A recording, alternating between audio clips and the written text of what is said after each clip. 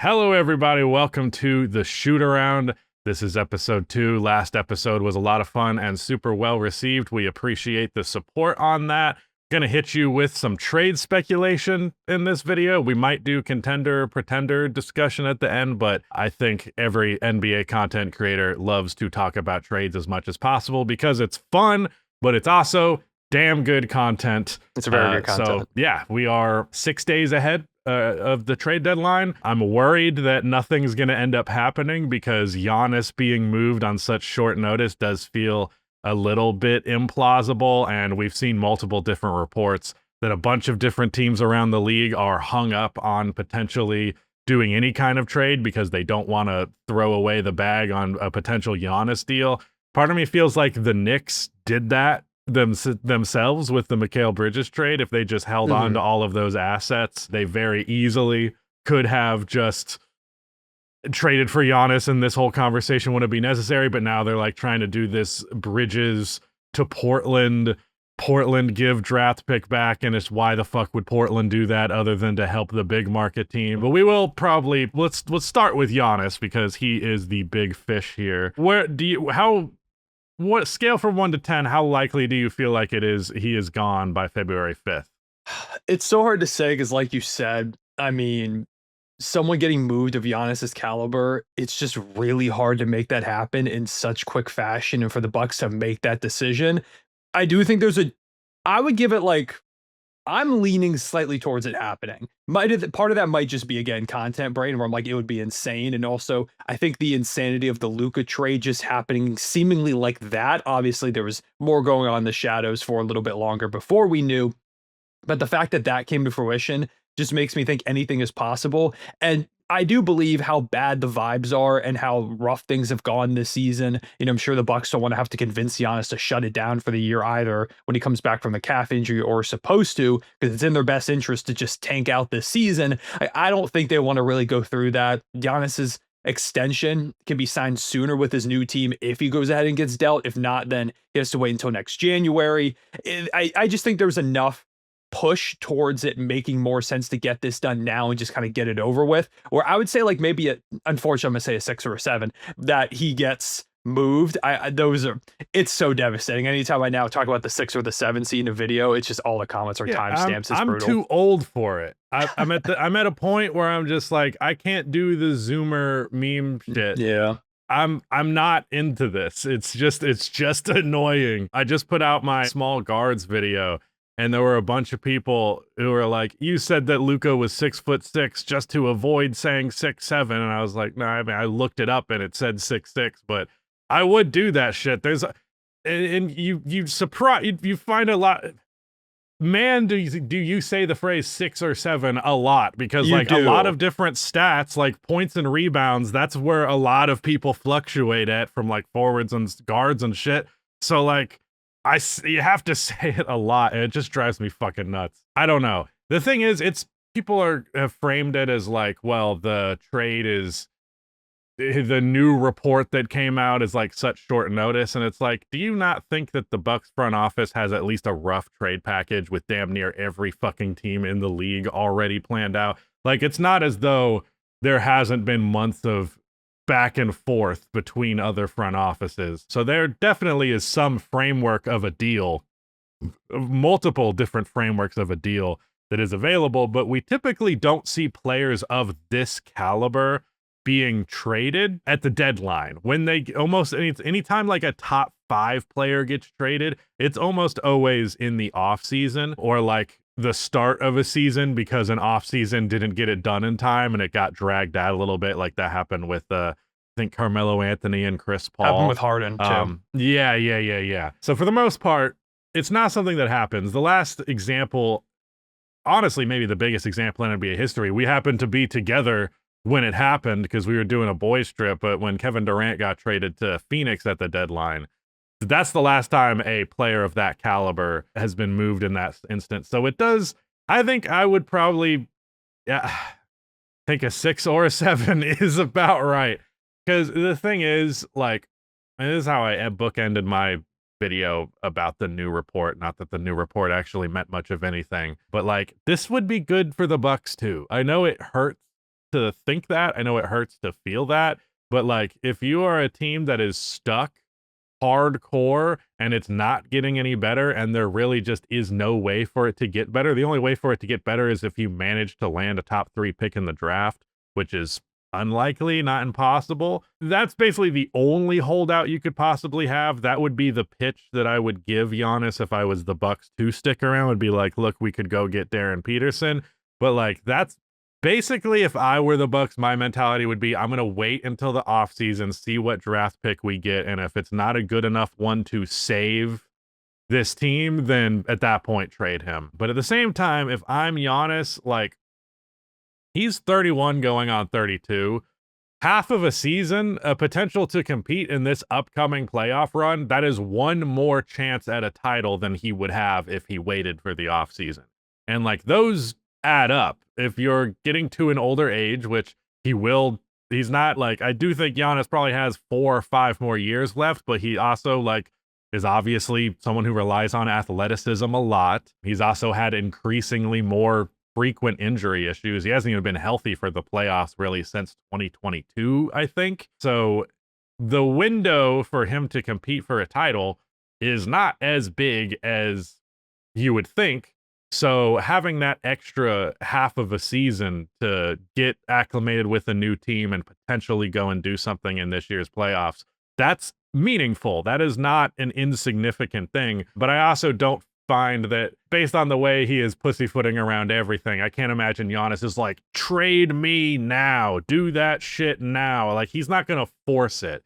So if he's not going to force it, the Bucks aren't going to force it, then I completely understand. And it seems, I don't know, maybe I'm more at a 5 now that I've said all of that. But of course, we would love to see it happen and might as well speculate on a couple of the different teams. I've actually come to the conclusion that Miami might be the most likely destination, because a lot of the other teams that are involved in the conversation around him don't really have actually talented players to throw into the deal. They have draft picks or like good players, but like not in a way that matters. Like, technically Cat's a good player, but do the Bucks fucking want Karl Anthony Towns? Absolutely not. Miami could give them Ware, they could give them Jovic, they could give them Yoku, however you say that guy's name. Jonas. Yeah, Yakuchonis. That's a fun name. There's a couple of different young players they can throw them, and as far as I'm almost certain they have all of their draft capital going forward. Yeah. So like, they can give the best package. And I think that fit makes a lot of sense. Like, Bam, now that he's shooting threes, pairs really damn well next to Giannis. Even if he's not the best 3-point shooter, he is still good enough at it that it is a legitimate thing now. And, you know, if Andrew Wiggins is there, that's a good wing. If you don't throw in Jovic, that's another good wing. And then Norman Powell, Tyler Hero, like, that's a lot of offensive firepower. And Giannis and Bam defensively, very, very good. So, like, I think that instantly would turn Miami into a contender. I would argue that if Giannis is healthy, that might win the East. Like, that truly, that is a very, very good team that they could throw together, simultaneously giving up a lot without butchering the roster, which is the delicate balance you have to strike when trading for a superstar player like Giannis, because you don't want to trade for him and then he just has a shit roster that he has no interest in playing with. Yeah, and I mean, we got the rumors back in 2020 when the Bucks lost the Heat in the bubble that if he ended up leaving, Miami was a top destination. I would, it sounds like he'd probably end up extending there. That's, you don't want to trade for Giannis and give everything up, and he doesn't want to go there. It's why, most teams will probably call, but a majority of teams won't make a serious offer because, like, the Bucks are probably going to want to do right by him, and you don't want to trade for him. He doesn't extend and all that. I mean, yeah, if they had Giannis, they might be the East favorites. Like, if it's Giannis, Bam, they might have to give up Hero to make the money work. I believe him or Wiggins. I would try. Yeah, Wiggins actually would need to be a part of that. But Terry Rozier's money is there. Yeah, Rozier's money is there, and it's expiring. I mean, I wouldn't hate the idea of, if you end up running out of lineup and it's like Davion, Norman Powell, say you keep Wiggins over Hero. I wouldn't mind keeping Wiggins over Hero. Hero's obviously the better player, but I think in terms of building out the team next to Giannis, I think Wiggins as that two-way guy, Giannis, Bam, Dave, like that, the defense there is insane. Norman Powell's a bit of a bucket getter. You can hold on to some young guys off the bench. Jaime Jaquez has been elite as a 6-man. Like there is a lot you can do in Miami. Plus, under Eric Spoelstra, just one of the best coaches in the NBA, maybe the Yeah. single best. That team's insane. Like they are ridiculous. And I agree. I think it's probably Miami or Golden State. Now, the Warriors offer is weird because it's ugly. And like, we talked a lot about Kuminga. Neither one of us are big Jonathan Kuminga guys, but I do think there is some level of intrigue where you get all the Warriors picks like far out to like 2032. Apparently, the report is they're willing to give up everything. And Miami picks wouldn't be as valuable to me as the Warriors picks because, yeah, Golden State, like they are a big market out there in California. They're one of the most, renowned brands in sports now after Steph Curry and the dynasty. But when Steph retires, I don't think they're going to have that same type of pull. And he's going to retire at, the furthest I think he's going to play at this level is the next 2 to 3 seasons. I think he's probably out of the league within like 4 to 5. Steph is seemingly immortal, so maybe he plays longer, but he's in his late 30s now. Giannis is in his earlier 30s, but like you said, there are injury issues. And when Steph Curry is gone, someone might come join him, but who is that going to be? I think those Warriors picks are very, very valuable, and I would lean them a little bit more than the Heat ones. It just kind of comes down to, are you willing to take on the Jimmy Butler money, which is expiring after next season? So it's not super long term, but then that is something you got to figure out. What do you do with them? It's not like he's going to ruin your tank because he's out for the season. How do you feel about Kuminga as a potential piece? How do you feel about Podziemski if he's someone involved, or Moses Moody? I think it just comes down to your intrigue level in the young guys, and honestly, probably a little bit of where Giannis wants to go. Does he want to go all the way out to the West Coast when he's been, more of an East Coast guy throughout his career? That's something I think you have to consider. I'm sure the Bucks want to send Giannis somewhere he wants to go. Would he extend? I'm sure he'd love to play with Steph Curry. He's loved playing with him in All-Star games, and the fit there is unbelievable. That would be ridiculous basketball to watch. And I am of the belief that the Warriors should really do almost anything to get Giannis to put him next to Steph, because if it is like, Kuminga and Pods and all your picks and Jimmy Butler, like you still have Steph Curry, Moses Moody, potentially. You've got Draymond Green, you've got Giannis, you've still got like a Will Riley, like you've got some young guys. You do got your roster a little bit, but I just think the overall top talent of Steph, Giannis, Draymond. You mean Will Richards? Will Riley, the Wizards guy, wrong guy. I was watching last night and he had an incredible save. I was like, oh, that's Will Riley. So on the mind, but yes, like it's not a perfect team. There are some question marks. You still worry a little bit offensively, I think. But I mean, it's Steph and Giannis. Like Steph Curry, the team struggles when Steph's not out there. You give him a second option of Giannis. It's ridiculous. And actually, something I've been thinking about that's going to be a fun debate. Giannis would be the first option. Yes, not that's to true. Get hung up on the technicalities. Yeah, well, my question was going to be for you, would this version of Giannis be the best teammate that Steph Curry's ever played with, or is Kevin Durant in those seasons? I know you're Kevin Durant. You're not a really Kevin Durant truther like that, so asking you out of all people, but it's something I've been thinking about. Is this version of Giannis the best close. player? Yeah, it's close.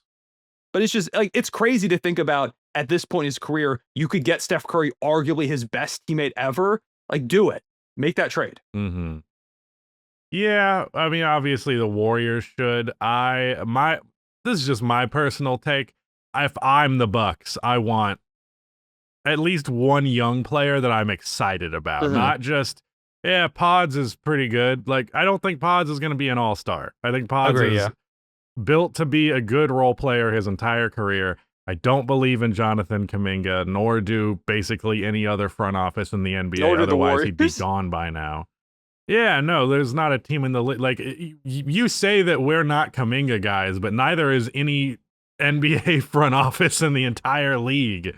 So I don't think that he's valuable. I think Pods is fine, but Ware to me has maybe not all-star potential, but at least there's enough there that you can get excited about.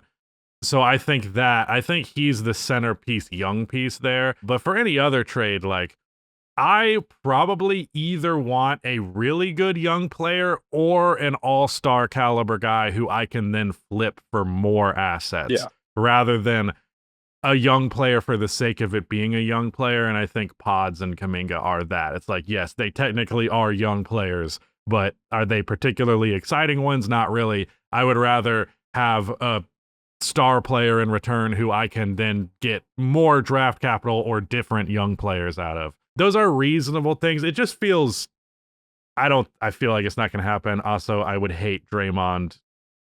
I mean, I'm just who isn't tired of Draymond at this point? But yeah, his fit there is just grody. My friend Zay the other day actually threw out the idea of Minnesota, and I was like, that's interesting. Haven't you thought about them? Believe they have most of their draft capital. I still think there maybe is one pick or They two gave tied some up for in the Rudy Gobert, but it's been trade. kind of replenished over the last few years. Like they still have a decent bit of capital they can move. I'll look at the exact picks. As far as young talent goes, nothing particularly intriguing. Rob Dillingham's a guy. Joan Berenger is interesting. I think he could be cool, but I think he could be a starting caliber center, but he's not blowing your socks off. So yeah, I don't. They don't really have much as far as the young player goes, but you can throw Julius Randle in that deal, and Randle is at least worth a first-round pick to another team, especially because he's making 30-something million. Like he's a very good contract value. If Randle was a $50 million per year guy, I don't think he'd be worth it. But at 30 mil, he's definitely very, very valuable still. Yeah, so the picks that they're at right now, the issue is to get Rob Dillingham, they traded some swaps. So they swap with the Spurs this year. They don't have their 2027 first. They have 2028. They don't have 2029. Swap already owed in 2030. 2031, they don't have their first. Yeah, so they've got the picks situation. Damn. Because the Rob Dillingham thing is a little bit more dire than I remembered. Yeah, it's tough for them. Like the Bucks would have to love Jade McDaniels, I think, if that's the way that the trade is going to go. They're just in a really tough spot. I think Ant and Giannis would be a ridiculous duo. I would love them together, but that's the thing where it's hard. That is the one thing that makes me, because I feel like usually if just all this smoke was around, I'd think like an 8 or a 9 on Giannis being traded. But because no package feels super perfect, I agree with you. I think the Heat's one is the best. And for me, it would be between them and Golden State. I've seen all the Wolves rumors and things like that.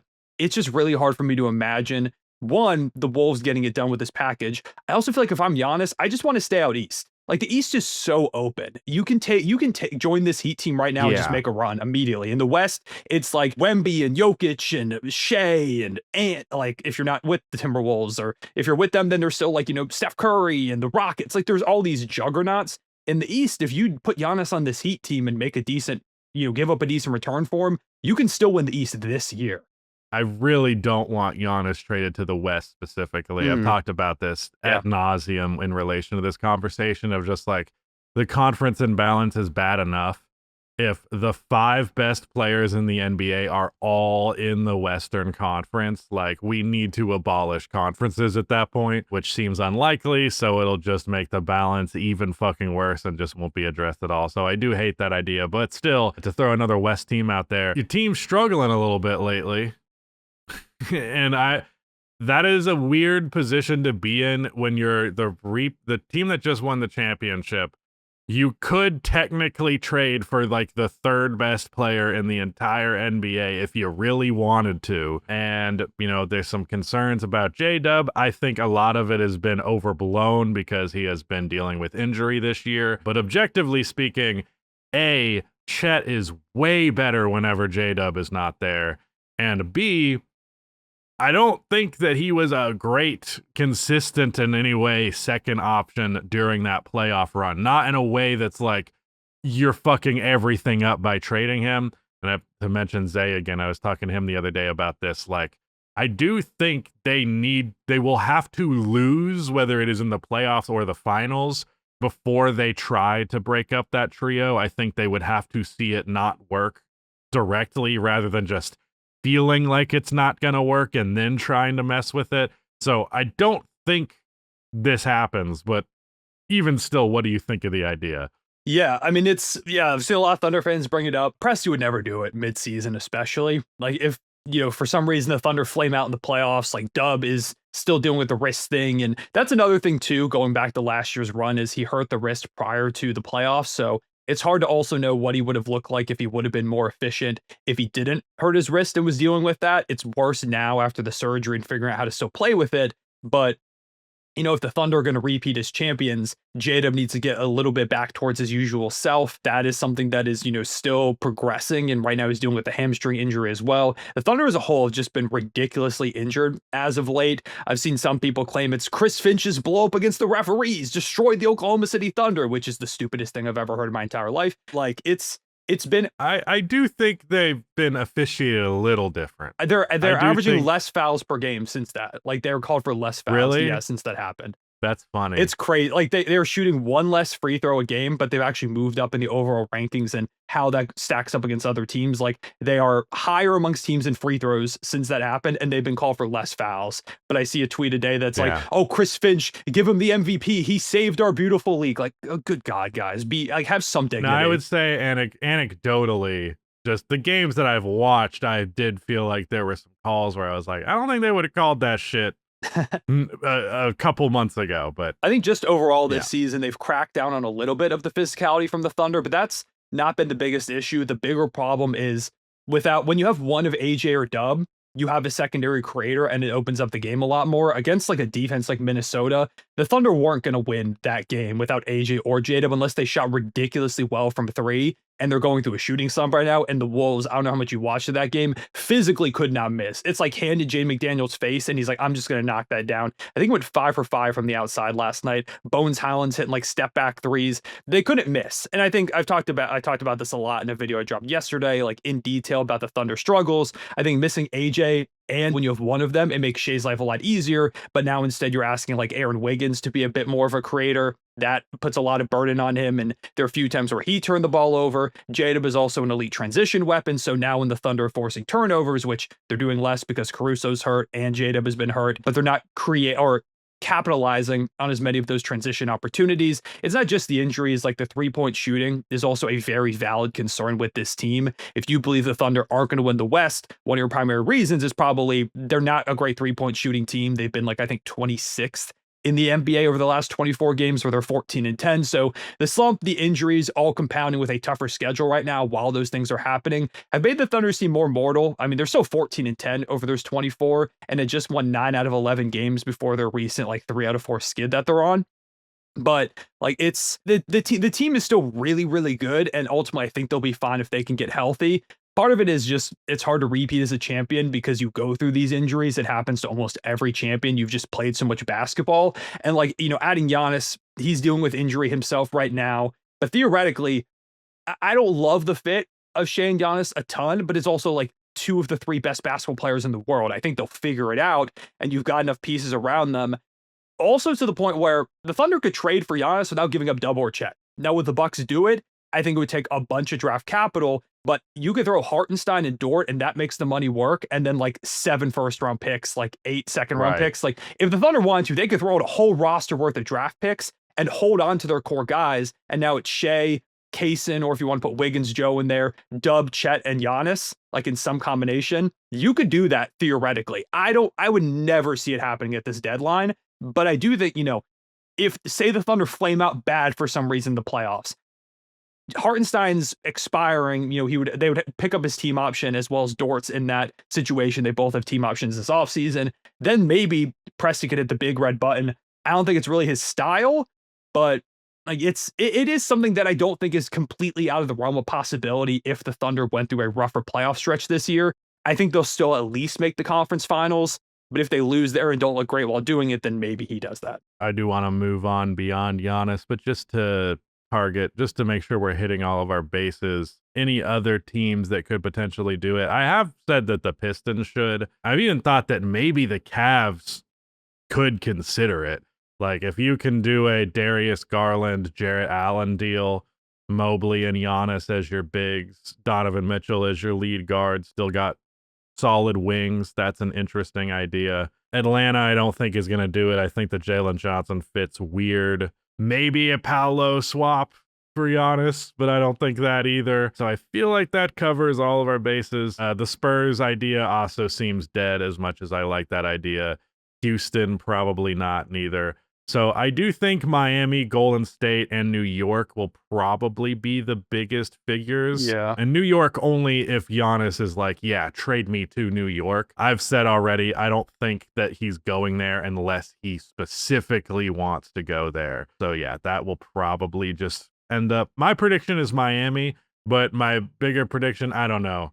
It might be this offseason. At the same time, it just feels like there's so much smoke to the point where there has to be fire. And also the way that he self-diagnosed himself Yeah. on his injury. I know it's an injury he's had before, so it might not be that big of a reach, but I haven't seen a player do that at least so quickly before without even talking It's to also weird with anybody. like the Doc Rivers was asked about Embiid, and he's like, "Oh yeah, that's the most talented player I've ever coached." They're like, "Yeah, I think you can say that about That Giannis was versus weird. Embiid." But like you're coaching Giannis right now. Like I think that feels weird to just say in the moment. The Doc Rivers thing is still insane to me. A lot of like had to go wrong for the Giannis Dame thing to just not work at all, and it seems like all of it happened.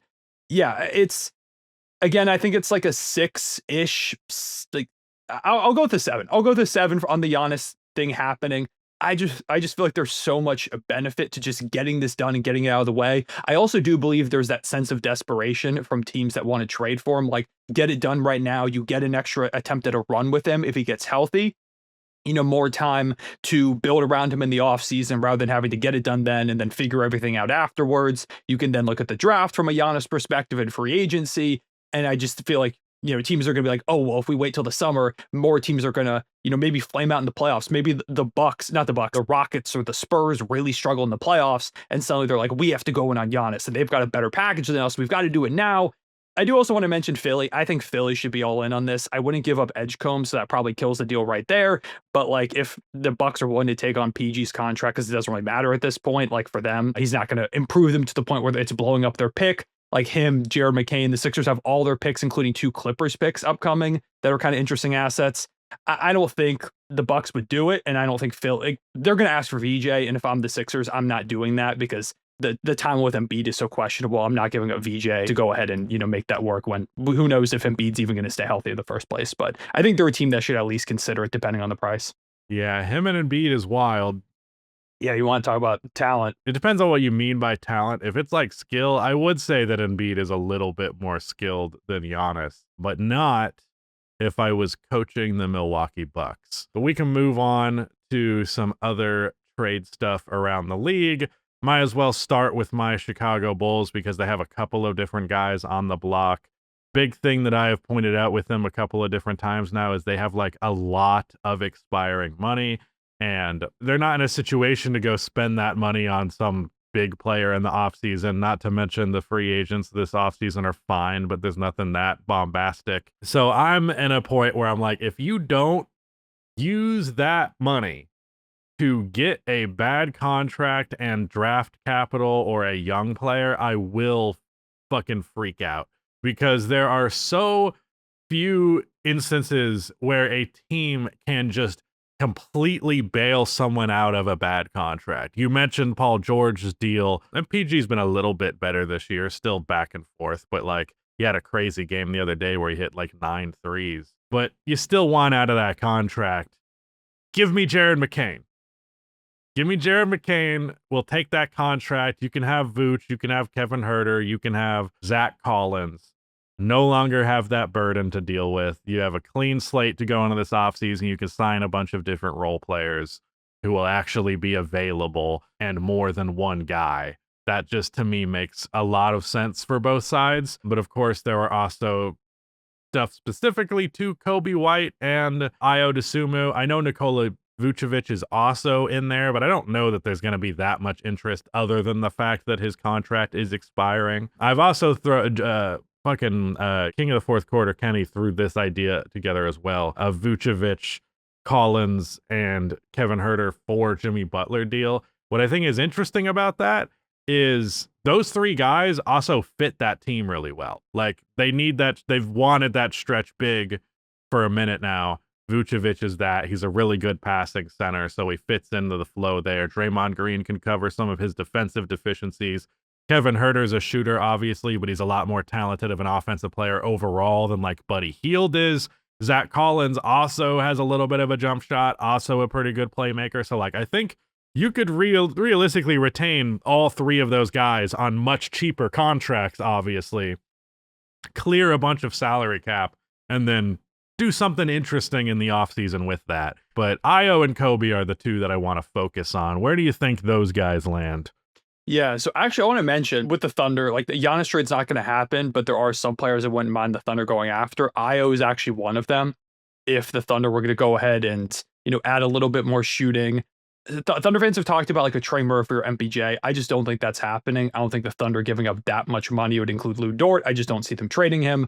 But you can get for cheaper, I like kind of, I would, but that's just me. I know. I don't think the Thunder make any major changes to the construction of the roster mid-season. I think in the offseason, again, they flame out that maybe they'll consider something else. But Io's someone who's not making that much money. He can create a bit. He's someone that can knock down threes. Yeah, and he's actually like his defense hasn't been that great this season, but I think in OKC in a better context, his defense would be better. Kobe White, but like I mean, any team that needs a little bit of shooting, just extra juice at the guard position could use an Io. If the Wolves, Kobe White is someone who's been in a lot of rumors with the Timberwolves, I think he'd be great there. But if they wanted something a little bit cheaper, I could see Io to Minnesota being an option. I think either one of those guys would work really well over there in Houston. Their salary situation is really difficult though, especially now with the Steven Adams injury. They might need to add another big because Clint Capella is just not really going to cut it as your backup center, and he doesn't work nearly as well in those double big lineups with Şengün.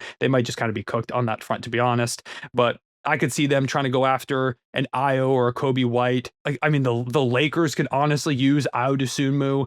Keon Ellis is another name that they've been linked to. I feel like a lot of similar teams are going to be linked to like Keon Ellis and Io DeSunmu kind of in that regard. But I know that like the Wolves with Kobe especially. My take, I think the Wolves would be better off trading for Io because ultimately you still want Anthony Edwards to have the ball in his hands a lot. You get a lot of creation out of Julius Randle as well. Kobe White is a more capable shot creator, but everything else aside from that, Io is a better playmaker. He's a much better defender. You say his defense has been worse this year. I haven't watched as many Bulls games as I normally do because I'm fucking tired of this team. But Io is shooting 44% from three this year. Yeah. Like, he has been a knockdown shooter. He's a really good playmaker. Even if he doesn't have the scoring gravity like that, he always makes good decisions with the ball. He's a good handler. And then, like I said, way better defender, way better playmaker. And I think he's a more consistent shooter, partially just because he takes less like contested, difficult shots. But I don't think what the Timberwolves need is like some big like creating guard. I think they need a stabilizing force there. See, I'm with you on Io that. can be that. I think the Kobe White Timberwolves stuff, I've been kind of like, I guess that he brings guard play, but I think they need like a playmaker. Like Kobe's not that type of guy. I completely agree with you. I've never loved the Kobe White Minnesota stuff.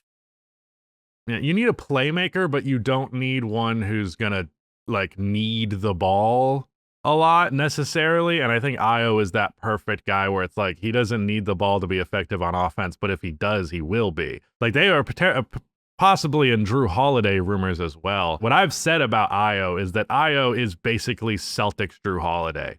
He is, especially because he shoots a lot of corner threes, like knockdown shooter, good playmaker when he needs to be, but he will not be on the ball most of the time, and a really good defender. And I think Io's just a younger version of what Drew Holiday now can give you. So I would, if I'm the Timberwolves, I'd rather go that direction, not to mention he's a lot cheaper than Drew Holiday. Younger, but the cheaper in the sense of the contract anyways. But yeah, I think Io to Minnesota makes a lot of sense. I'm a little sad because Io's my second favorite player on the team after Buzelis. He's been one of my favorite players for a minute. And I've seen, he's always been in trade rumors, and I've seen some people get outright disrespectful with some of the shit that they offer. And I'm just like, you just don't know how good Io is. I remember like a year ago seeing some like Najee Marshall for Io and like a second round pick to the Bulls for it. I was like, suck a dick. Fuck that. But this is, I think he should be pretty coveted. We're getting conflicting reports about the Bulls in general as to what they plan to do at the trade deadline. There is a bunch of different management. There's been reports that different managers around the league are expecting them to open a fire sale. But then a different report came out that they are trying to build around a core of Giddy and Buzelis, and that like they want to push for the playoffs. And I'm just like, God damn it, why? How do you come to the same conclusion over and over and over again? That definition of insanity quote from Einstein that's not real.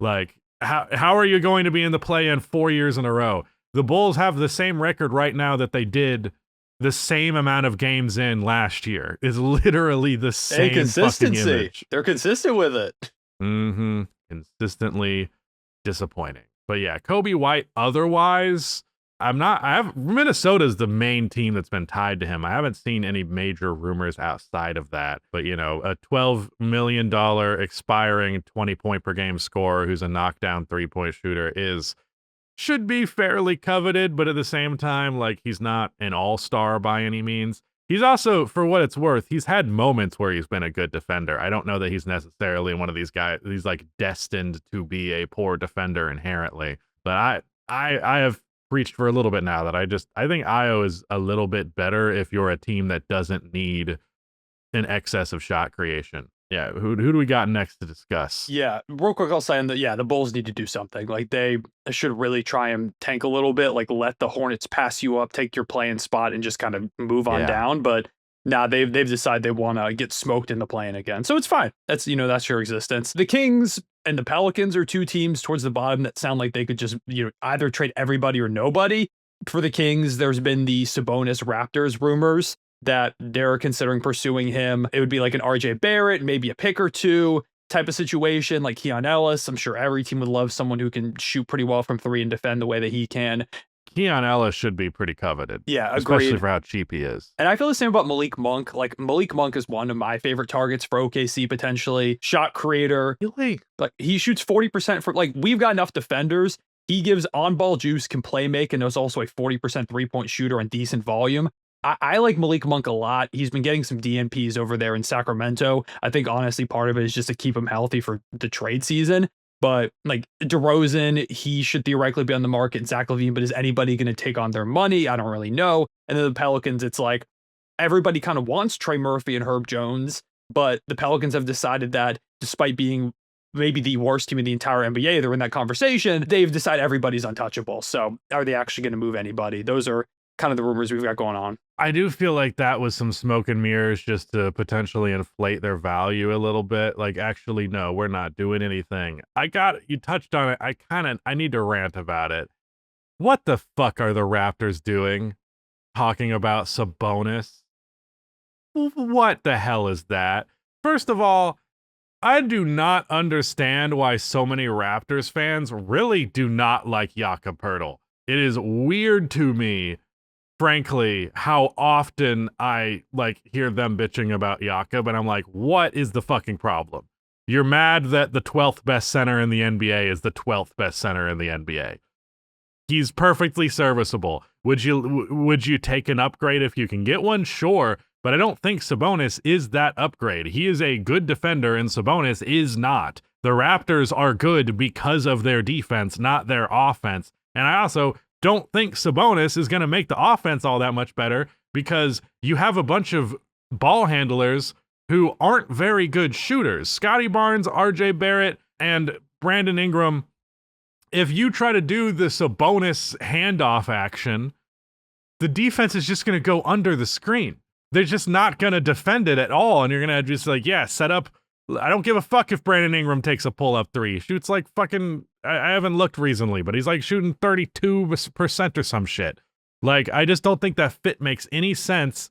And you would have to give up RJ Barrett to do it. So, like, you're also getting rid of that identity of, like, a lot of wings. Okay, he's at 36% now. It's not like they're all terrible shooters, but they're also, in a defensive setting, you're going under on Scotty, you're going under on Ingram, you're going under on RJ. RJ's shooting 34% this year. Emmanuel Quickley is, like, the only guy who is, like, a real pull-up threat.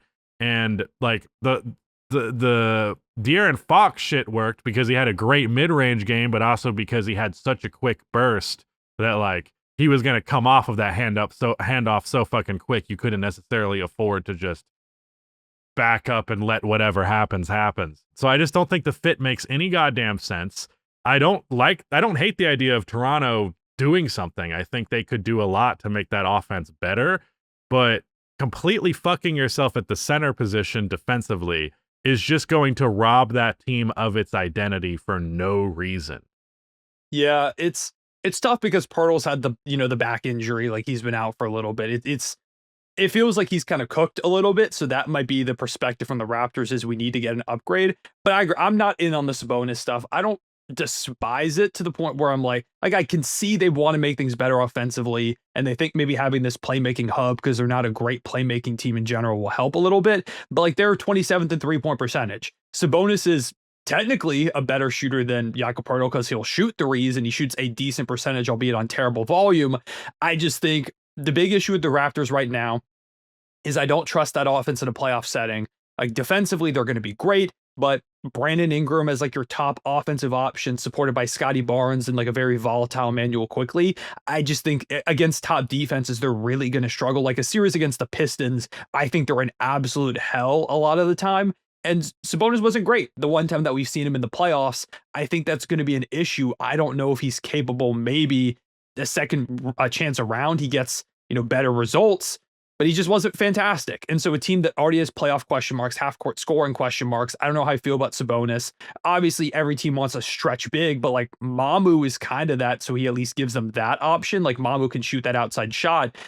They're just a weird team to me because they're good. Like they are a good team, but it still feels like there's so much there to unclog and figure out. They're another team where, Scotty and Giannis wouldn't be fantastic in terms of the fit. Like neither one of them can really shoot like that. Scotty can shoot a bit, but I think they should be a team that's really mainly in the market for consolidation. He can shoot somewhat. He can shoot somewhat. He's shooting 31% this year. It has gone down. He's had some ups and downs. But like theoretically, he shot 27% last year, brother. Okay, let's ups and downs. See, he went up. He shot 34% in 2024 is the highest of his career. And hey, that's like otherwise 30%, 28%, 27%, 31%. He can't shoot. He just can't. He is physically capable of shooting. Bit of a mid-range game. He has a bit of a mid-range game. There is a mid-range game there. I can go out there and shoot. If that's the description. I've seen it in person. That's true. I can take a shot. Capable of shooting. I've seen it. Yeah. The thing with them is I agree with you in that I think they should do something. Like they're in prime position to make some type of consolidation trade, some type of upgrade. But I just don't like the idea of it being Sabonis. I don't hate Sabonis to them, but in kind of theory, I kind of hate it. I think it makes sense they want to upgrade, but I don't think Sabonis is the way to go about it. I agree with you. So they're a weird team with that. I don't fully understand that. I have no idea where DeRozan could possibly go. The Clippers were kind of in some rumors before. They've now been playing really good, and I don't think there's any way they make that move. Honestly, I could see a Keon Ellis or Malik Monk potentially for them because they have Bogdanovic's contract that they can just go ahead and throw away. Like they can maybe make a move for one of those guys. I'm interested in those guys getting moved, but it's more so the Pelicans. Like, are they actually going to just keep Trey Murphy and Herb Jones and suck for the rest of the season? They don't have an incentive to tank. They don't have their own pick, but like you're already one of the worst teams in the NBA. You're not going anywhere. You might as well get something back for those guys because there's not many players like Trey Murphy on the market right now. So why not capitalize and you could probably get at least 2 first-round picks for Trey Murphy in this market. 100%. If you couldn't, I would say it makes sense to shut that down, but I'm pretty certain they'll get 2 firsts and matching salary. Yeah, I mean, it makes sense to hold on to Trey because Trey's 25. Isn't Herb Jones like 27 at this point? Yeah, like, Herb's 27, I think. Like, yeah, 27. I just want to double check that. Yeah, because he played a couple years in college. They have no reason to hold on to him.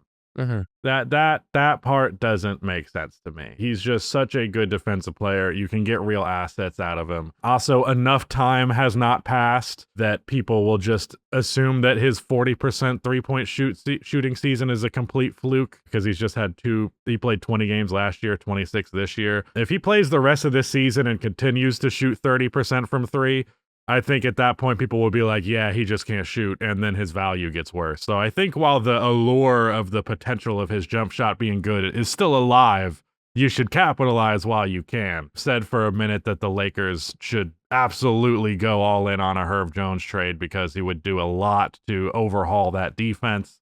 Although I don't know, the Lakers are always a mixed bag in this era. DeAndre Ayton, that kind of has been going sour lately. They feel like they should do something, but it's also hard to say what. Usually at the trade deadline, there's a couple of like, oh yeah, this guy's probably going here, and it's been telegraphed for a minute. There's not a lot of dudes who is just like, oh yeah, they're definitely, this guy's a Laker, he just doesn't know it yet type shit. So who else do we have on our list here to like discuss? last year on that note, like we had the De'Aaron Fox stuff where we knew he was where he was going. Yeah. Like that was like very much set in stone. And I think last year I read we already had like 6 trades by this point. So the fact that we have 1 on the season and it's Trae Young out of all of them is crazy. Like there is still the John Morant stuff that's still out there. There was that report, I can't remember who it was from, that if the Heat strike out on Giannis, they can't get him, then they might pivot back to John Morant. I don't know. I've just come down to the point where I don't think Ja is going to get traded. Like the Grizzlies are playing okay at this point. I think they want to move him, but I just don't think there's a real market out there for Ja right now, especially with Giannis. If Giannis wasn't out there, I think Miami would be way more inclined to think about that. But like, what team can theoretically actually make money work for John Morant right now that isn't going to be in the Giannis sweepstakes, and that it makes sense to add him actually? The Milwaukee Bucks, although I guess they are in the Giannis sweepstakes by having him, but technically that is something that has been rumored. I think that fit is gross. I don't think it would work at all, but if they, that is Giannis, who had the Ja trade is having a issues. baby to keep the marriage together with Giannis. That is like the definition of what that would be if they want to go ahead and make the Ja That's move. a good one. Yeah. The Giannis, who could not make it work with Damian Lillard, who's one of the greatest three-point shooters of all time because of how much Dame needs the ball in his hands. I'm sure it'll work with Ja Morant, who's a terrible three-point shooter and can't play off ball at all. That makes complete sense, guys. Yeah, that's definitely it's also a name over fit type of move. And I think those are massive red flags. I don't think the logic of, you got talent, we'll figure it out. I don't think, don't figure it out before you commit to a guy who's making $50 million, I think. So yeah, I don't feel like Ja will get moved either.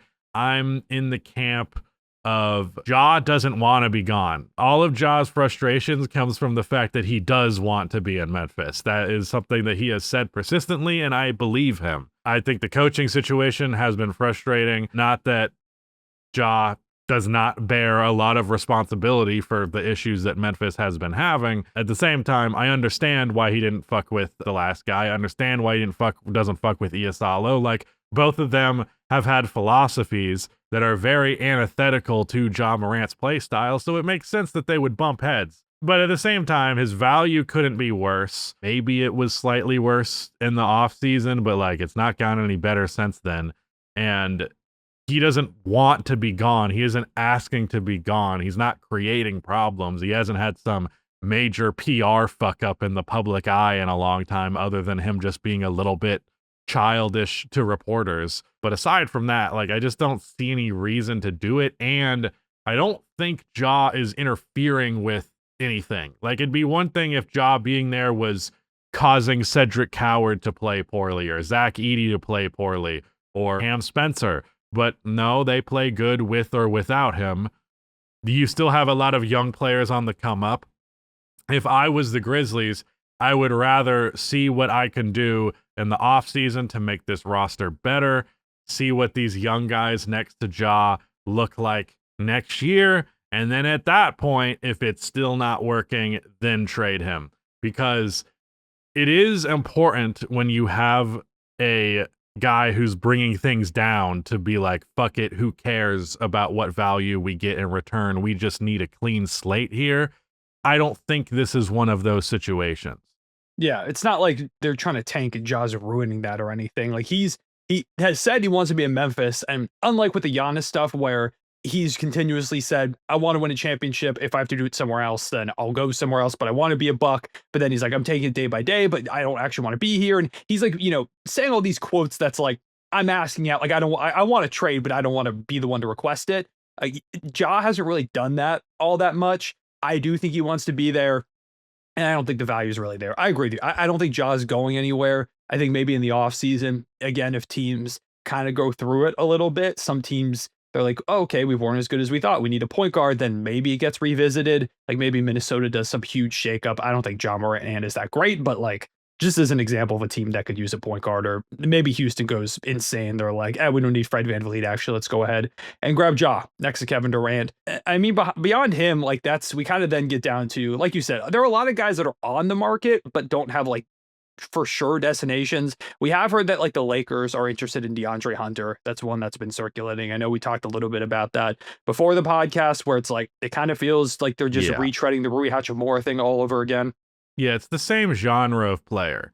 Like maybe he's slightly better, but I think they need to very much invest in a defender, capital D, not just a guy who theoretically is a pretty solid defender. Like DeAndre Hunter's definitely not a bad defender, but I also think he's a better one in theory than he is in reality. So that's not really something that I would be investing in personally. I think Herb Jones, like I said, Keon Ellis would be I really think Keon Ellis would be a home run swing. Although playing him with Austin and Luka is not all that easy, having him as an option and having him on the floor with those guys whenever it's not both of them is still good. Luka's also big enough that you can play him against a wing occasionally if you really want to. Keon's also 6'6".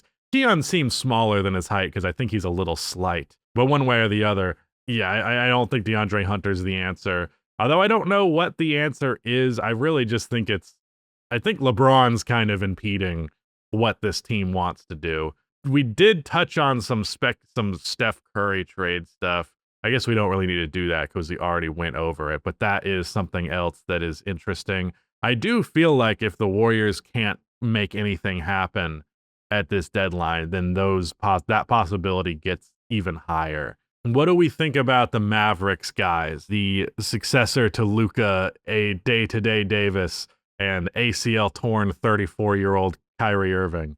Yeah, I mean, with the AD trade doesn't seem like it's going to happen. I just think the Giannis market has completely messed all that up. And with his injury, it doesn't make as much sense for teams to go after him.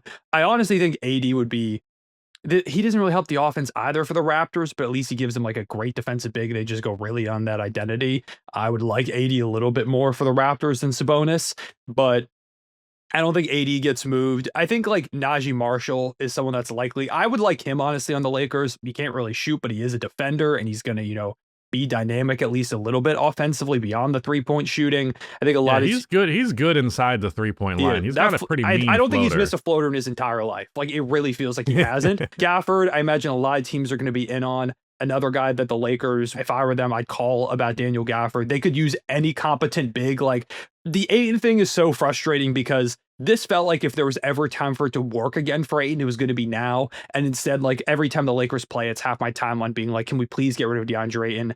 All these reports that they don't seem as the big of the future, which like, duh, of course not. Ayton it just doesn't work. It's cooked for him at this point. So they need a real like lob catching defensive type of big. And I think Gafford, repairing him up with Luka and that chemistry they had, that makes a lot of sense. Now, do the Mavericks want to make a deal with the Lakers again at the deadline? I don't know if they do, but a lot of teams should be calling about Gafford. It's not the same people anymore. It's the same quality of player there, Luka Doncic and Daniel Gafford. So we're talking the same kind of guy. Well, I'm talking about the management. Like it's not the same group. So now it's like new management is doing damage cleanup from Nico. So if they thought that it made sense, I think that's reasonable. If they can get a first round pick out of the Lakers from the 2030s for Gafford, that's a pretty damn good. If I'm the Mavericks, I would much rather have that pick than Gafford alone. Kyrie Irving, I've heard that he can return this year. I haven't really seen much of an update on that in a minute, so I don't know how likely it is. Does it feel like a real possibility? Yeah, it doesn't. But I have liked the idea of him in Minnesota for a minute because his value is not that high. He makes like $30 million, so you can make that money work between Conley, DiVincenzo, Dillingham, and Beranger. That's about $30-ish million right there. So they can do it without giving up Naz Reid or Jaden McDaniels or Julius Randle. And a big thing for me that matters too much because I'm just a very aesthetically minded person. Just Kyrie Irving in those black Timberwolves jerseys, dude. It would maybe be the coolest. If he pulls off like some crazy ankle breaker wearing those jerseys, it might be the coolest looking play in the history of basketball. There's a lot of aura with him and Ant in those jerseys. I won't lie. Like that is, yeah, if you want to talk aesthetics of basketball, I remember one time you told me you liked Trey Mann just because he had the elbow band. That was like the whole reason you liked him. Yeah, and the baggy shorts look. Yeah. I appreciate that as well. But yeah, he's not been good this year. I think, do we have any other people to discuss? Not really. We're kind of just down to, I do want to note with the Mavericks thing one more time, like PJ Washington is someone else I would consider moving. And I think if he's available, a lot of teams will call. They have a lot of pieces that I would consider trading. Honestly, I've been like full trade literally everybody but Cooper Flag basically at this point. Pilled after watching last night. He dropped 49 points and could have had 50 if Caleb Martin didn't try to dunk on someone for no reason on the fast break instead of dishing it off to him. I watched that play. I'm like, trade literally everybody. Like, just have it be Cooper Flag taking 30 shots a night and I'd be happy. But yeah, I mean, Kyrie, I don't think he's going to come back, but I would like him other places. The Mavs, I think, are just going to keep him. And with Coop playing like this, I think they're going to be like, oh, next season, AD and Kyrie and Coop, like maybe we could do. They can't. Like they need to get him a younger running mate, but I think they'll try it. Yeah, I do feel what you say about PJ and Gafford. There's a part of me that agrees. There's another part of me that's like, the Mavericks don't have a draft pick after this year until 2031. So how is there going to be literally anything resembling good NBA talent on that team if they trade PJ and Gafford? Especially if they're trading it for other first-round picks that will not materialize for a while, like Gafford to the Lakers, it would be a 2030 first as well. Like, it's just so, the timeline on it, I've been working on a Luka video for a 1 year later retrospective of the trade, and Luka was 25 or 25, 24-ish when they went to the finals. He had 6 years of the team building up to get him to that point, to get the roster to that point. Cooper Flag will be 25 by the time the Mavericks have another first-round pick after this year. That entire window that they had to build up for Luka, they don't have any of that shit to get it done. So, like, it's going to be such a long, drawn-out process to get an actually good roster around Cooper, to where I'm like, maybe if you have good NBA players, you should just keep those good NBA players for a while. Yeah, that's fair. And that's another thing with the Lakers, too. I've seen Lakers fans, like, so angry at Rob Pelinka, like, oh my God, like, what are we doing? How do we not build this team around Luka? It is really hard. Like, it takes time to build a championship roster, especially in the midst of like changing of the guard from LeBron and AD to Luka. When you make that trade midseason, it's what, last year, people are like, oh, the Lakers are contenders now. I'm like, no, they're not. They can't defend, and they just switched their whole identity midseason. And even still now, like, Luka has been up and down efficiency wise. As of late, he's playing a lot better. Like, the LeBron thing is still up in the air. I've been starting to feel more and more like a one last ride in Cleveland is possible next season. That just kind of feels the way I'm leaning right now. Austin Reeves, of course, has missed time, but even still, like, they're winning a good number of games. They're not a championship contender, but they are a talented team. And yeah, it's going to take a while. It is, funny now looking back out, like Dalton Connect hasn't really done anything, and it seems like he could be dealt, but he doesn't have any value. And Mark Williams is playing like the best basketball of his life over there in Phoenix. Like, that is something that's interesting to go ahead and note. I didn't even think about that. Where do we think Dalton Connect is landing after demanding a trade? If we've reached the point where we need to talk about the Dalton, that speaks to how this deadline could go. We could get Giannis traded, or we could be on the final day be talking about like, oh, but Dalton Connect hasn't been moved yet. Where is he going to go? He's asking for a trade. He's got to be somewhere. Yeah, it's one of those trade deadline seasons. But I think that's kind of everybody. I'm thinking about any other teams. I guess we didn't talk. Did we talk Michael Porter Jr.? Like, Windhorse was just saying that. No, we didn't. The main character in the last episode, we didn't even touch on. Yeah, I mean, Windhorse, I think, was saying that he hasn't really heard that MPJ is all that available right now. I don't know with the Nets. Like, they were also a team that's been mentioned a little bit in passing from some people about going after Giannis. I really don't know if they should do that. That feels like super premature. That roster is not good enough around Giannis. But like, I have no idea what the Nets are gonna do. Stuff too. Yeah, Claxton, Day'Ron Sharp, like those types of guys, I think could be moved. MPJ though is like the top guy at the deadline that probably should be moved. His value is higher than it's ever going to be. I know he's really, really good, but like the Nets need to continue to bottom out, and they could legitimately get probably 2 to 3 first round picks for him. I think there's a world where they get 3. And one team, like, I continue thinking about the Pistons. They really could use some more shooting and offensive juice than the second guy next to Cade. If MPJ gets traded, I think the Pistons should be like right towards the front of the line for that potential move. But outside of him, like, that's kind of all we got in the trade rumor side of things. I've heard that the Lakers are interested, which I'm like, guys, defense. Have you heard of it? I don't know that the problem is that you don't have 6'10 J.R. Smith. So yeah, that I don't think makes sense. I agree the Pistons are my favorite landing spot for them by far. I think that swing wins them the East. I think if they traded for Michael Porter Jr., they're definitely winning the Eastern Conference. I think it is such a good deal to do. And you have Jaden Ivey that you can throw in there, so you don't even need to give up draft capital like that. I still think a first is going to have to be included in the deal. You'd throw in Karis LeVert's money, and then who else do they have to throw in that deal to make the money work? I mean, I believe that... I think Tobias and LeVert gets it done, I think. Tobias, right. Yeah. Tobias, LeVert, Jaden Ivey, and a first-round pick. Yeah, probably gets it done. And then you've reached a point where the Nets can literally run like 2 separate units of all point guards. They can just do that, and that'd be kind of sick. And give that a go. But yeah, I think that's kind of everything on the trade deadline side of things, unless you've got anything else rumor-wise that you've heard or teams you want to talk about. I do think like the Spurs need to add another shooter. Harrison Barnes upgrade if they can, because their shooting has been really rough as of late. The Rockets, I think, are just cooked kind of with the injuries with Adams out and Fred VanVleet. The Suns, I would like to... Jeremy Sohan is apparently... Oh, yeah, Sohan could go somewhere. Moving around. I don't know who's interested. Like the Blazers, the Drew Holiday stuff. I just think that's a lot of money to be moved at this deadline. Jeremy Grant could theoretically be traded, but also a lot of money to go ahead and trade.